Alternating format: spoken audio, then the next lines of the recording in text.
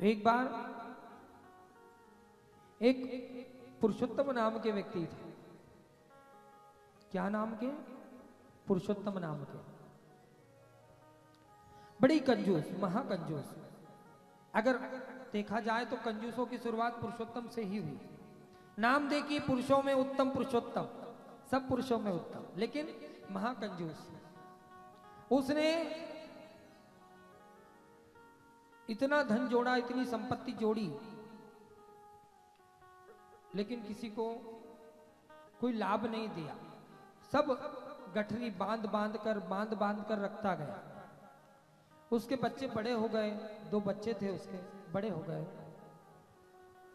उन बच्चों के मित्र जो थे वो बार बार उनको टोकते कि तुम्हारे पिता इतने धनवान हैं और तुम्हारे इतने फटे हाल, तुम पैदल आते जाते हो, तुम्हारे अंग पर सही वस्त्र नहीं है, तुम्हारे वस्त्र फट रहे हैं, तुम्हारे चप्पल फट रहे हैं, जूते फट रहे हैं।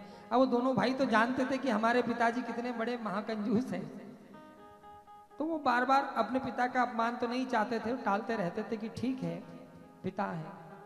अब एक बार क्या हुआ, पुरुषोत्तम को महागंभीर रोगों ने पकड़ लिया, त्रस्त हो गए वो। उन्होंने पलंग पकड़ ली, खटिया पकड़ ली। अब दोनों बेटे तो बड़े हो ही गए थे, तो उन्होंने विचार किया कि अब पिताजी लगता है कि अंतिम समय आ गया। खटिया पे कोई चढ़ता है तो मरता नहीं है।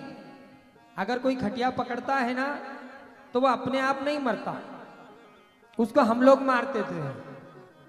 हम कोने कोचरे में जाकर के, हमारे निमाड़ में कहावत है, कोने कोचरे में जाकर के आपस में बात करते हैं कि अब ये नहीं बचेगा। हमारे यहाँ के निमाड़ क्षेत्र के जो हमारे समाज वर्ग के लोग रहते हैं, बंजारा वर्ग के, वो भी कहते कि अब डोकरी कौन बचे, चाली अब तो सास भरारी से उल्टी।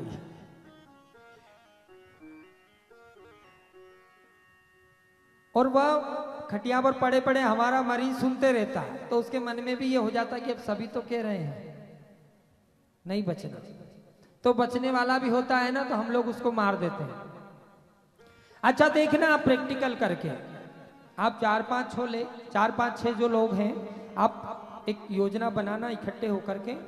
किसी व्यक्ति को अगर आपको ऐसा प्रैक्टिकल करना है तो जैसे ही कोई व्यक्ति घर से स्नान ध्यान करके निकले, बढ़िया चकाचक कपड़े पहन के, तो थोड़ी थोड़ी दूरी पर आप लोग खड़े हो जाना, और जैसे ही वो आपसे टकराता जाए तो उससे बस ये कहते रहना, अरे आज तो थोड़े बीमार दिख रहे हो। तो व्यक्ति पहले तो कहेगा नहीं नहीं हम तो बड़े स्वस्थ हैं, तंदुरुस्त हैं। फिर थोड़ी दूर पर एक व्यक्ति कहना, अरे आज थोड़े मुरझाए हुए लग रहे हो, क्या बात है, तबीयत तो ठीक है ना? व्यक्ति कहे नहीं नहीं नहीं बढ़िया, हम तो स्वस्थ हैं, तंदुरुस्त हैं, अभी निकले हैं घर से काम के लिए। फिर थोड़ी आगे जाकर के तीसरा व्यक्ति उससे कहना कि अरे आज तो बड़ा चेहरा लटक रहा है, तुम्हारी चाल बिल्कुल यहाँ वहां हो गई, लटका गई, क्या बात है, सब ठीक तो है ना? वो व्यक्ति आपको उत्तर नहीं देगा, व्यक्ति सोचेगा, पहले देखेगा अपने आप को, ऐसे ऊपर से नीचे तक देखेगा कि कहाँ लटक आ गई। फिर कहेगा नहीं हो सकता है आज धूप थोड़ी ज्यादा है, घर से तो अच्छा ही निकला था, अब वो धूप में थोड़ा जी ऐसा घबरा रहा है, भले ही अच्छा है। आपकी बात सुन के कहने लगेगा वह। और जब चौथे और पांचवा व्यक्ति उसको टोकेगा और छठा व्यक्ति जैसे ही उसे टोकेगा कि आज तो तुम बीमार लग रहे हो, वहीं पे बहसूद हो जाए कि मैं बीमार हूं, मुझे एडमिट कराओ भाई, अस्पताल ले चलो। तो हमारी बातें बहुत प्रभावशाली है।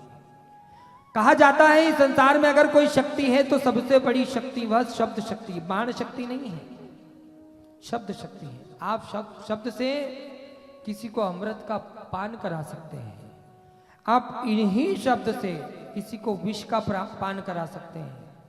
हम इसीलिए कहते हैं कि आप अपने पद का, अपने सीमा का आप सदुपयोग करें। कई लोग जब कोई पद प्राप्त करते हैं तो बेचारे वो लाचार लोगों को दुत्कारते हैं, ऐसे दुत्कारते, खींचते हैं हाथ पकड़ करके, अरे भाई तुमसे अच्छे तो वो हैं, तुमसे अच्छे तो वह हैं जिन्होंने सरलता को धारण किया हुआ है। और तुम्हारे हाथ में डंडा आ जाए कभी, तुम्हारे हाथ में लाठी आ जाए कभी, तुम्हारे कांधे पर स्टार आ जाए कभी, तो तुम मानवता ही भूल जाते हो। मानवता क्या होती? मानवता होती है कि हम सरल रहें, हम सरलता से व्यवहार करें।